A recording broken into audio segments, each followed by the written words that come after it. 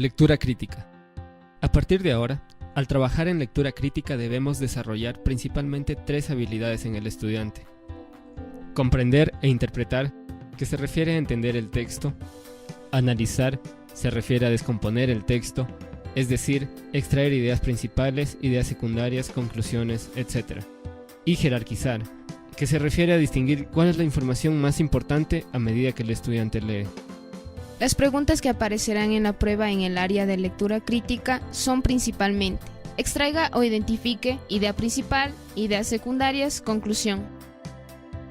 Como requisito para pasar a la resolución de ejercicios, explicaremos los tipos de texto y los tipos de párrafo. Tipos de texto.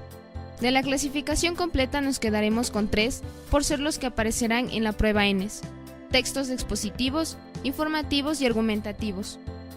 Las diferencias esenciales entre estos 3 tipos de texto se resumen en el siguiente cuadro. Los textos expositivos e informativos se contraponen a los argumentativos porque tratan hechos, mientras que los argumentativos tratan opiniones. Sin embargo, son distintos los hechos pertenecientes a los 2 primeros tipos. Los temas del texto expositivo son amplios, son de importancia global: la migración, el feminismo, la desigualdad social, etc. Los temas de los textos informativos, al ser noticias, son más pequeños. Las noticias suelen presentar titulares como: hubo un paro de taxistas en Quito, se cerró la vía Loax-Santo Domingo por derrumbe, la asamblea discute la posibilidad de una nueva reforma, etc. La segunda diferencia es la amplitud del tiempo.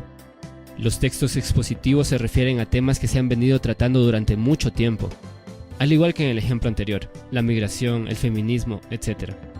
Los textos informativos, primero que todo, se refieren a información nueva, pues una noticia es un hecho que se da a conocer por primera vez. Además, las noticias se extinguen en poco tiempo, no son duraderas. Por eso vienen publicadas en los diarios, porque mueren al día siguiente.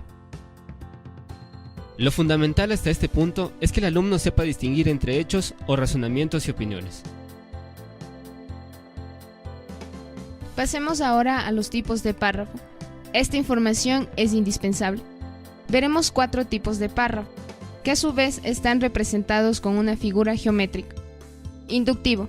El triángulo simboliza la importancia de las ideas, es decir, según la imagen, la idea menos importante está al inicio y las ideas más importantes al final. Deductivo. Opuesto al anterior.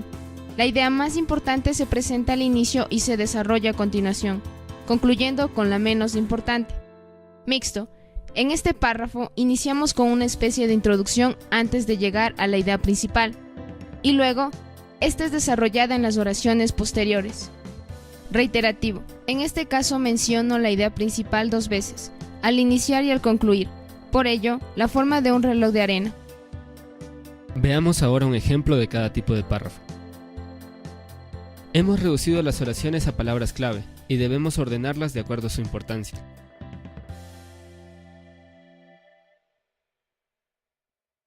Para crear un párrafo deductivo tendríamos el siguiente orden: 5, 2, 4, 3, 6 y 1.